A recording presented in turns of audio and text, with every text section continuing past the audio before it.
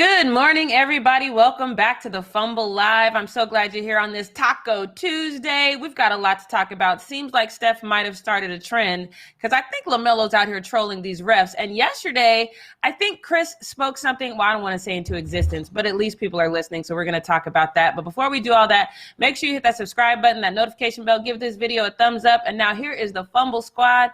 I'm Jackie Ray. You can follow me on all things social media at Jackie Ray TV. It's your boy Chris. You can find me everywhere at CK2K. I'm gonna be completely honest with you. What did I speak into existence? We're gonna find out. I forgot. We said a lot of things yesterday, and I'm curious. But I want to hear it. Okay, look, you might not have spoken into an existence, but I at least think somebody was watching the Fumble Live because you almost said it like this. You said we've got D Rose, we've got Kemba Walker, but I was thinking maybe we could use. Right. Do you remember when you said that? Okay, so right. that's what we're gonna get into for our first news. No news.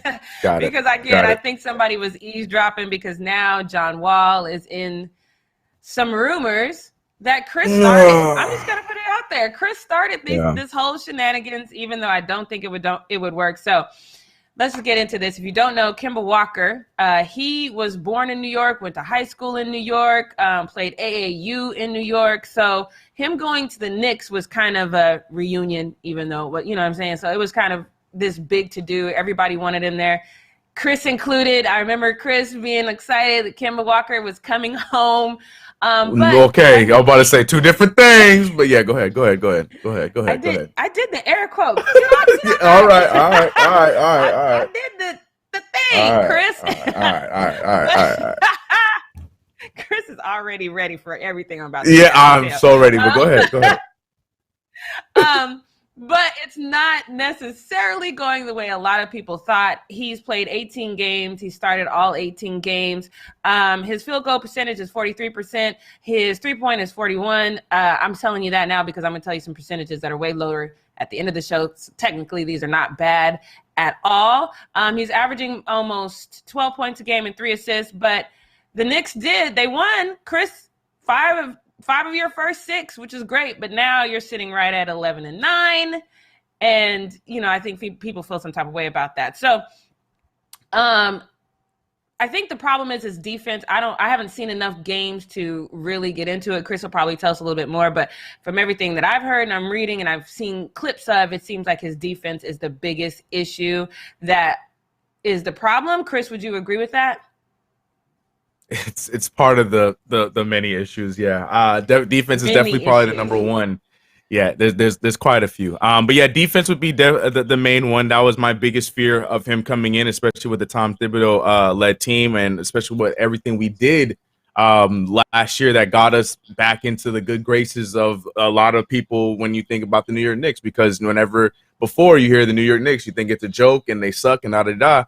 And then we had a season last year, so now people were expecting us to either do the same thing or at least be a little bit better with the team that we put together this year. And it hasn't been going that way so far. And unfortunately, a lot of it is because of Kemba Walker, and that was my fear going into the year. Well, he has been removed from the rotation. Kevin Lang said that's that Janet Jackson rotation, which I'm assuming is what have you done for me lately? I don't understand the reference, so let me know what you mean. But he has been that's what I would think. Yeah, the rotation. I'll do the whole all right, go. So Tom Thibodeau had this to say about removing Kemba from the rotation. Take a look. Of it, it's a tough decision to make. But you always have to do what you think is best for the team. I view Kemba as a starter, and so it'd be tough to play 3 small guards together. I gave it consideration, and I've got great respect for who Kemba is as a person, number one, and all that he's accomplished in this league. So, but I have to do what I think is best for the team. So, Chris, I'm going to ask you, do you think he's right? Do you think this moving him out of rotation is what's best for the team? Yeah, 100%. I posted a whole 10-minute video about this yesterday, going in on how yes, this is 100% the right move. I genuinely did not think Tibbs was going to have the balls to do it. I recorded one thing for about 20 minutes. News came out, and then I had to re-record it because that entire first video was about me saying that we should do what we ended up doing and saying over and over, but Tom Thibodeau is not going to do it. And he did, and he spoke on it. It wasn't just a quote. It wasn't just, Bondi or any of the beat writers in New York talking about it. He spoke on it, and I had a lot of respect for that. And, it's sad because, one side, your heartstrings are feeling the type of way when, the whole Kemba Walker, I'm home. He's been damn near, Baker Mayfield of the Knicks, where he's in every commercial. We've thrown him on the City Edition jersey commercial. And it's been great, rightfully so, because he's, the Bronx kid, New York kid. So there's excitement there. But just unfortunately, there was just this other part that a lot of us were worried about. And it unfortunately happened. He just wasn't playing up to par. His shooting percentages are great, but it's everything else. He just does not work with Julius Randle. He doesn't really add to anything to R.J. Barrett, to Mitchell Robinson, like the other guys that are in that starting unit, where our starting unit looks terrible. And then once the bench has to go out there and play, and it's a real stat where our bench has the highest efficiency rating of any lineup in the league. I'm talking about starters for other teams, the Warriors, all these other teams. Our bench has the highest efficiency rating because they're the ones that have been saving us in a lot of these games, and the main reason why we're surviving at 11-9. So for Tom Thibodeau to ultimately make that decision and get rid of Kimball Walker from the rotation, which was another thing that was like, whoa, I do co-sign it. I honestly do co-sign it, unfortunately. But yeah, I think it's the best move for us to start winning games. Well, everyone on Twitter agrees with you. I didn't see anybody that say, oh, this is a bad move. So I think you're right. But like I said, you put this in the atmosphere. This rumor is your fault. So take a look at this next post, because this is where we're at now. So multiple league sources believe the Knicks will look to trade Kemba Walker. A source close to the Knicks indicated New York may also have a potential trade partner in the Houston Rockets who are eager to move John Wall. Now, just for the record, I know we talked about his contract a little bit yesterday. It's like $90 million, but this year he's owed $44.3 million. And correct me if I'm wrong, but aren't you guys over the salary cap? Could you even do this financially? We could. We'd have to gut some contracts to make this happen. And look, I've been thinking about it since we talked about it yesterday, because I knew it was going to be a topic of conversation. You don't understand. New York fans, man, most impatient bunch of people you will ever meet in the world. So I knew after the Nets game tonight, whatever way it goes, that was going to be the topic of conversation. Hey, yo, should we go for John Wall? I think John Wall's the move. We should go after John Wall. Like, I knew that was what the conversation was going to be. And yes, I did briefly bring it up yesterday. Yeah, we would have to move guys like it would have to be Kemba Walker, like Kevin Knox, and either like a Fournier or Nerlens Noel, and I doubt we're moving Fournier, and or it'd have to be a 3-team trade. There's a lot of possibilities to make it work. But you know what? Initially, we were talking about it yesterday how he's stuck because that contract is crazy. Was it 40 this year, 43 next year, or something like that? 44.3 this year and like 40 even next year, I think. Something like that. Yeah, that's ridiculous.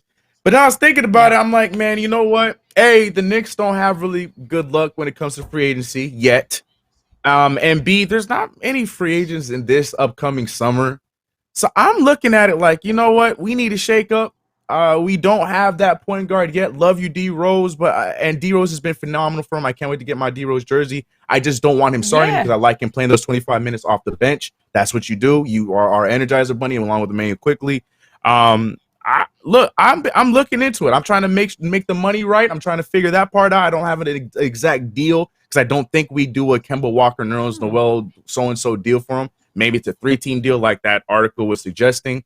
I'm looking into it, but I think I'm about 70% in on a Kemba Walker and some change deal for John Wall to come to the New York Knicks, because 2-year deal, we'll eat the contract for the next 2 years. We're not going to make any big free agency moves this year. And then when there are big free agents that are coming up in 2022 or 2021 or 23, golly, math, in 2023, then he'll be up with his contract. We'll have money back, and then we can jump into the pool if we think that we're going to be good for that. So I think it's something to consider. I really do think it's something to consider. Will it happen? Probably not. But I'm looking at it. I'm considering it. I'm wondering if, because I see, where'd you go? My Holy King, I think maybe the injury is going to plague John, because he says John Wall will not last a whole season. Do you think that maybe this injury and how his return happened with coming off that injury, do you think that'll play into whether or not you guys really decide, okay, this is how we have to gut our team to make this work? Do you think that plays into that at all? And that's the thing, and that's why I'm not really worried about it, because our team's so deep that we just need you to produce when you are playing, and that's the problem with Kemba Walker. When you were playing, you weren't producing. The minute you were out and you're back. Both games that you missed because you're back to backs because of health or whatever the case may be. We played our best games in both of those games, and so that's my thing. John Wall, even if he plays half the games from now until next season, if he's producing in those games that he does play. When he's out, we will be able to hold our own while he's not there, whether it's Derrick Rose, Emmanuel Quickly, Alec Burks, we can run it. So I'm not really concerned about that because we have the depth. We just need, when he's in, that person to produce, whether it's Kemba Walker or John Wall. And I think John Wall, I think there's a higher reward there. It's just that contract is just so nasty, man. $80 million, almost $80 million for 2 years. That's a lot. That's the worry I got. But I think I'd eat it up for that for the next 2 years and worry about free agency in 23. All right, well, you put it out in the atmosphere, so either way it goes, it's on you. God. Don't do that. Oh Lord. See, I told you I'm trying to put everything together before I officially be like, all right, let's get John Wall. Oh God, she said, if it happens, it's your fault. Oh Lord. I'm putting it all on you. Chris has a nervous tick. He plays with his hair. It's like, you see me when I do this?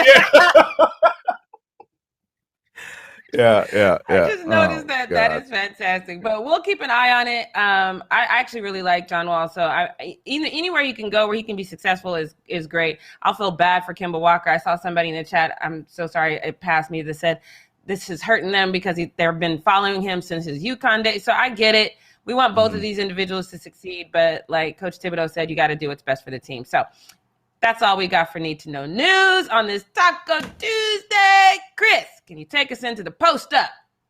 Yes, ladies and gentlemen, on Taco Tuesday, it's time for Post Up.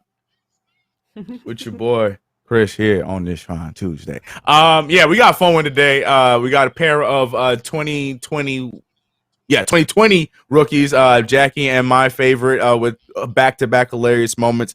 But we have to start off with this stat. And I thought this was interesting. I like this a lot. I'm glad we're talking about it because the conversation when it comes to these two dudes is always, did Steph need Kevin Durant, or did Kevin Durant, in fact, need Steph Curry? And we know that the breakup eventually happened where KD went his own way to Brooklyn, and the Warriors had a few rough years, and KD was obviously getting back to being trying to get back to health. And now he's healthy and playing solid this year. Steph Curry is healthy, and he's got his team looking like the best team in the league again before his running mate Klay Thompson comes in. So the conversation has been like, oh, yeah, KD or Steph is better off without KD and vice versa. But interestingly enough, if I can get the graphic up, these two dudes up until this point today have the exact same stats. KD and Steph both have scored the same amount of points and the same amount of games played this season. No cap. They are both averaging 28.6 points per game. They both have a total of 544 points, and they both have played 19 games. So if we're having this conversation, who needed who and who that it looked like they just were a match made in heaven because they needed each other and they could rely on each other because they are both just as good without each other. You know what I mean? And I think this was such an interesting stat because I feel like that's always the meme. That's the newest meme that is hanging over KD's head. He needed Steph Curry. He's never going to win without Steph Curry. And then the other thing was the same thing with Steph when he was injured and KD initially left, was Steph ain't never going to win again without Kevin Durant. But now Steph got the best team, like I mentioned, with the Warriors, and KD's a title contender without Kyrie Irving in the lineup. You know what I mean? So, and for them to be having the same exact stat, I think that's really, really interesting. Will it last? I don't know, possibly, but this is really interesting up until this point. 19, almost 20 games into the season. I thought that was pretty cool. And I know I got my man Warriors fan in the chat, and he's probably still. I can't see the chat right now, but I know he's trying to find a way to make something about KD. But the proof's in the pudding. He said Curry is better than Durantula. Oh boy. He's gonna find it. You got. I mean, at least he's consistent. I ain't even mad at Warriors fan about that. I guess you got to be consistent. Look, at my Holy Kings in 73-9 and still lost in the final. Like they gonna say what they need to say. But I think that's interesting. I think that's really interesting and really cool. Now, here's what I was talking about, Jackie, with our boys back to back with hilarious moments. Now, I say it all the time. What I love about that draft class, but specifically in LaMelo Ball and Anthony Edwards, they have no fear being themselves at any time, any point in the game, whether it's a post game, whether it's in a game, it doesn't matter. And we're starting off with my man LaMelo Ball. Now, yesterday he played against his older brother. Older brother got the best of him. The Bulls just looked like a well-oiled machine. My poor LaMelo's over there trying to make the whole thing work by himself, and they came close. But Lonzo and them boys were on a tear, and they ended up winning that game. But there was a moment where the referees, and I agree with LaMelo on this, referees were wilding out a little bit and making some rough calls, to the point where LaMelo had to call him out and said that when he's done hooping, he's going to retire and do their damn job way better than they've been doing. You don't believe me? Listen real closely. Listen real closely. Here's the video.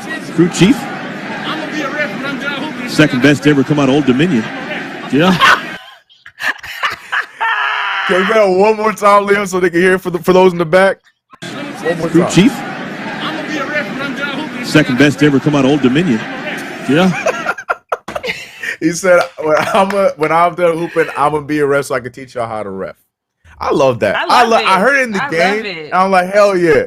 I love it. They're going to be a nice little, tiny little fine coming his way. I'm telling you, I just don't, the NBA is so ticky-tack when it comes to their fines. And hopefully not. That'd be fire if they let that go. But you can't come after referees without them getting their feelings hurt. So we'll see what happens. But I thought that was this before hilarious. Or after Lonzo blocked his shot?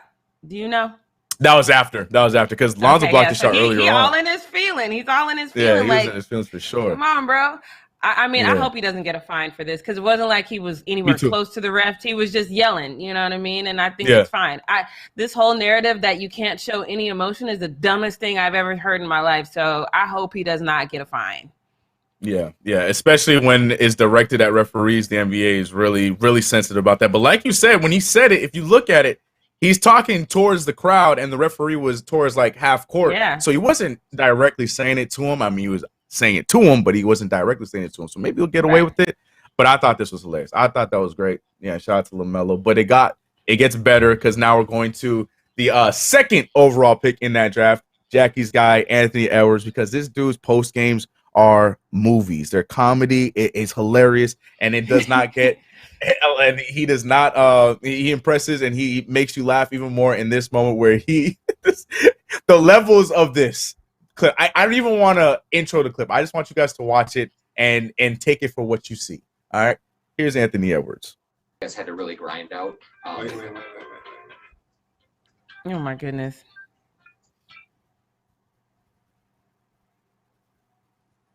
I don't know why the clip got muted, but I mean, probably privacy. I guess he probably asked him like, "Hey, they can't hear that part, whatever." But like, it was funny because at first I'm like, "Okay, his phone's ringing. All right, damn, you gonna answer during the meeting? All right, he's probably gonna say something funny." But then he pulled out the flip phone. I'm like, all right, I guess flip phones are back. They're bringing out the new Razor and these. No, this man got an old school flip phone on deck. That's not his main phone. That's what I'm telling you. The levels of Anthony Edwards are just hilarious. But this was a funny moment. Andy, what's your thoughts about the fact that this man answered the call in that post game? Not just looking at it and then hanging up and being like, "I'll call him back." He answered the call in post game. First of all, I looked at that and I was like, okay, is that a new flip phone? And then I did the same thing. I'm like, no, that's that old school flip phone. Why you got an old school flip phone? I think it's mom. And I think he's like, "Hey, mom." Oh, mom got a secret. Like she has her own phone. I mean, because who else would you have a flip phone for? So I think it's mom. Mom's like, "I can't use these new finagle phones. We gonna have flip phones together." So I think it's mom. Either way, I thought that was hilarious. Look, both of these guys back to back, from LaMelo with the referee and Ant right there with the flip phone. But this one's not as funny. I'm so sick of talking about her. I don't know why she keep making it in the post up, but she does. No. And I know a lot of you guys are on. I know a lot of you guys are on that Disney Plus, and you hoping I'm talking about Jeremy Renner because of Hawkeye. No, we're talking about Brittany Renner because she is out here trolling my man PJ, who had a solid game against the Bulls. He's back now and he's playing pretty good right now. And he needs to play good because he needs all the sense he can get. But she saw this tweet that came out by Money Man, and he just was out here, showing love. And he posted this tweet saying 100K to my baby mama, told her go start a business or something. And there's the receipt right there, giving all the money to baby mama. And Brittany Renner then quote tweeted it by saying, "This is awesome. Too bad my baby daddy is my biggest hater." Laughing at oh, she can go to hell. Laughing with you. I cannot stand this woman. Like, go. There's this new movie on Netflix. I forget what it's called, Hellbound or something, where these demons emerge every time you do something that really does. Sometimes it's not warranted, but I just want that movie to come true one time for Brittany Renner. Just go ahead and take her, Lord. Take her, Lord. Ain't gonna make it. They probably kick her out of hell. They be like, she too much. Y'all got to come get her. Hell has not been the same since this heifer got down here. Please come get her. Like, she'd mess it up. And the craziest thing is she has been on this podcast tour, and she's been going on podcast to podcast, and she's been taking L after L. Started out with DJ Academics, who did not hold back on her. She went on No Jumper with Adam 22 for my YouTube fans who watch YouTube and stuff like that. He did not hold back on her, and she was upset about that too. She keeps taking all these L's, and the thing is, everything they've been saying is what the internet has been saying. So the internet agrees with all these podcast hosts that have been calling her out, and she's still on social media acting like this. Like, it's just like, I keep telling myself I can't feel bad for PJ because he knew what he did when he got in the situation. We warned him. We had a whole show where we saw him in a picture, and we was like, people was tweeting him. His teammates was like, "Bro, don't do it. You out here believing." I mean, dang. I feel like she's Sunshine from what was that, Harlem Nights or something like that. She got to be Sunshine. There ain't no other way this makes sense. Oh yeah, Harlem Nights. Yeah. I don't know, man. Yeah, right. I just, and she ain't never gonna go away, and she gonna keep making her way in the post up. But what we're not gonna do is we're not gonna talk about Brittany Renner anymore. At least I hope for the rest of today's show. But Jackie Ray, can you also tell us what else we're not gonna do on this fine Taco Tuesday?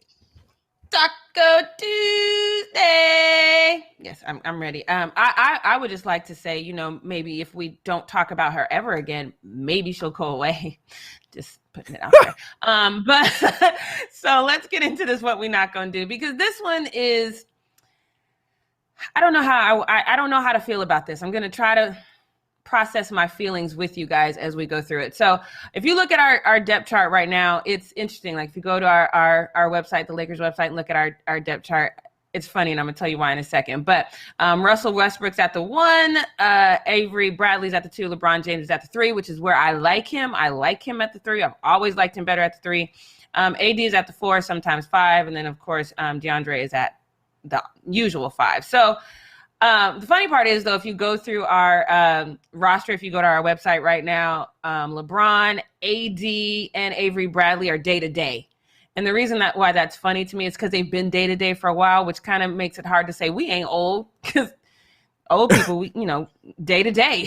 So it's like, oh, man, can we please get it together? That bothers me because it's been like that for a while. But aside from that, Anthony Davis has got me in this weird position. I love Anthony Davis. I've always loved Anthony Davis. I don't want him to ever shave the unibrow. The unibrow is why I fell in love with Anthony Davis a long time ago. But he's spinning a narrative right now that I'm not entirely sure how I feel about it. So I've said this time and time again. Chris has heard me say it. You guys have heard me say it. When you as big as like Dwight Howard, DeAndre Jordan, AD, Joker, you should live in the paint. That should be your zip code. That should be where you want to live, because that's where you're going to make your most money. It's going to be hard to defend you there. Your points are going to come easy there. I don't think that's any different for Anthony Davis. So let me just tell you his percentage. So his field goal percentage right now is 56%. That's fantastic. His three-point percentage is 20%. 20%. His high has only been 30%. So he's never really been great from three-point. But that's not his role, in my opinion. I don't really like that narrative of, the big should play. Stay where you're supposed to be. So I'm not really surprised that his three-point numbers his percentages have never gotten that high. What I'm surprised is his mindset behind that. So a reporter basically asked him, let's talk about your threes. You know, do you think maybe you should stay inside? You may play the 5 a lot more than you've been playing it. Do you think that you should do that?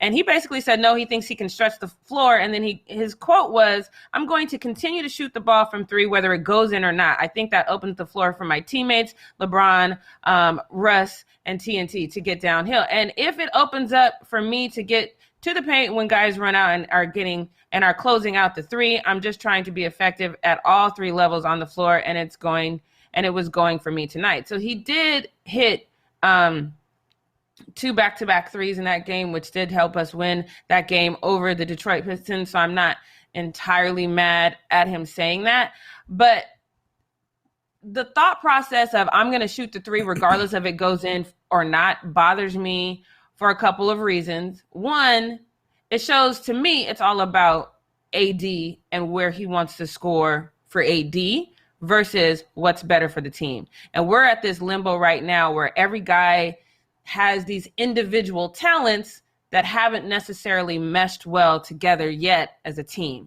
So that mindset bothers me for that reason. Number 2, the Lakers are terrible at second chance points. We are the team, especially when guys are shooting from the outside, that shot will go up and everybody falls back. We really need, well, actually, I think we're like 12th in the league, but still, we really need those guys, especially when it goes up from AD, anybody, anytime those shots go up, somebody needs to be underneath and boxing out and trying to get those second chance points, because we're doing this back and forth, miss, run down, kind of defend, run back, shoot from outside. Like, it doesn't work. Those second chance points need to happen, and we haven't perfected that, and guys like AD could really help with that if they're in the paint. The other reason is it shows to me Frank Vogel does not have a pair. He wasn't born with them, because if I hear this from AD, I'm like, ooh, that's cool, player, appreciate you, but no, this is what you're gonna do. This is what I need you to do. This is what the team needs you to do. Just like Chris said, oh, Tom would never do this, and then he did it. Frank is never going to say, AD, that's not what we need from you. We need you to do this. We need you to live in the paint, because that's where you get the most points. That's where you can help us offensively to get those second chance points. He's not going to say that. And you know how I know that? Because basically said, I ain't going to tell AD that. So his quote was, obviously we want him attacking the basket as much as possible. Yes, as you should. His points in the paint are really good. Top 3 in the league. One of the best of his career. Yes, they are. But then he ends with, but his jump shot is going to come around. So, you know, if that's what he wants to do, I'm comfortable with that.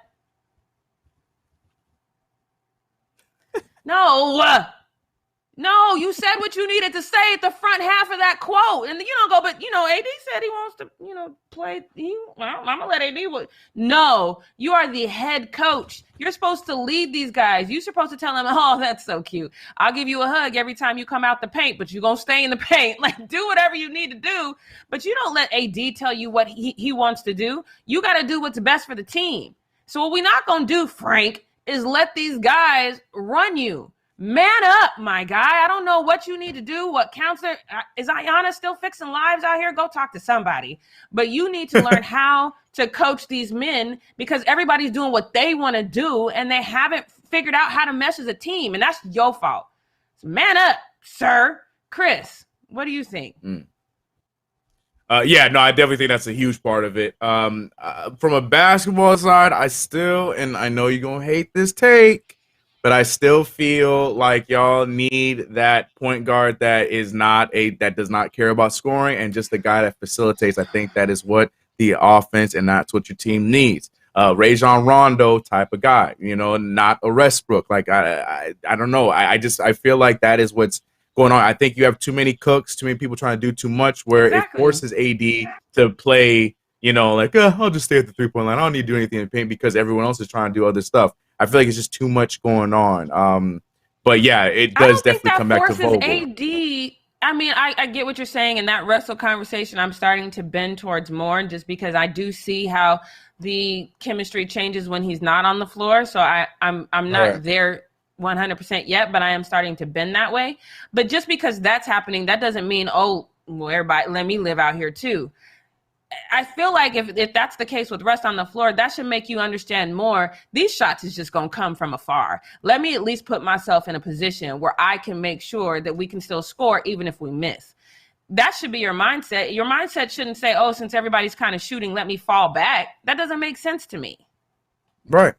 But I think what unfortunately happens is because Russell Westbrook is a guy that is he's going to dribble the air off the ball. That's what he does. Mm-hmm. And you don't know if it's going to result in a shot that's going to be on a brick highlight that I see every day after the Lakers play, or if it's going to be a shot where he's going to take it in on a few defenders in the paint. And for those reasons, I think that the Lakers were molding into that stamp where we saw like the Wizards did last year, where they just go and spread out and give him space to do whichever comes first, whether he's driving or he's shooting that three. That's why you see it looks completely different when LeBron has the ball. I know you don't like him at point, but when LeBron has the ball, you see AD is hovering around the post, you know? So I just feel like that point guard is one of the bigger issues for you guys. I'm not trying to put hate on Russell Westbrook. I just don't think he fits for y'all. But the Frank Vogel, everything you said about Frank Vogel too, I don't think he should get away from this scot-free. Like you've been saying, and I've been, subtly agreeing with you. The fit never made sense. I don't care that he won a championship with them.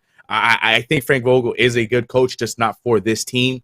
And I think we're seeing it right now where it doesn't make any sense. I mean, I think a good coach can handle this situation. So I'm not going to say I that can't Frank disrespect Vogel is a good Vogel. coach. Here's the reason I can't disrespect Vogel, because this man, when he was in Indiana, stopped us single-handedly every single time from getting anywhere in the playoffs back in 13-14. So he did a good job with Pacer teams that were not that good. But I get it. I understand, because right now, if you're Lakers, LeBron, he ain't doing nothing. I get that. I understand. Yep. All right, so I get it. I don't know what's gonna happen. I was wearing my Lakers jacket in downtown Long Beach yesterday, and I was walking, and 3 people said, "We're gonna be all right. It's gonna be okay. Hang in there." Are we? And I'm like, yo, like, is it that bad when we gotta shout each other out as I'm walking down the street? And I was like, I hope so, y'all. It's getting rough. So, Laker Nation, I'm with y'all. We gonna hug it out together. I don't know what to say at this point, but that's all we've got for the show today. Make sure you come back tomorrow morning at 9 a.m. Pacific Standard Time. Enjoy your Taco Tuesday. I actually got some stuff. I'm making shrimp tacos today.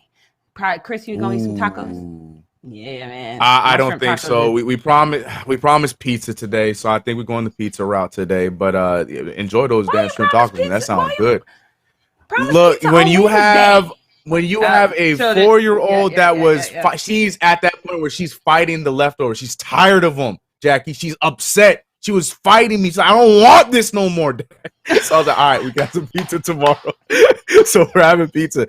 And she ate her food like a good girl yesterday, but she is not happy about it, bro. So yeah, I have to go pizza. Yeah, I'm with it. I'm not a big leftover person. I don't like leftovers either. Same. I did have a friend bring me some pecan pie, banana pudding, stuffing, all the stuff, mac and cheese, all the stuff that I didn't get. You didn't get right. I remember you saying that yesterday. I'm gonna eat that, but then after that, I'm done. So y'all make sure you eat well today. We will see you tomorrow morning at 9 a.m. Pacific Standard Time. Bye, y'all. Bye.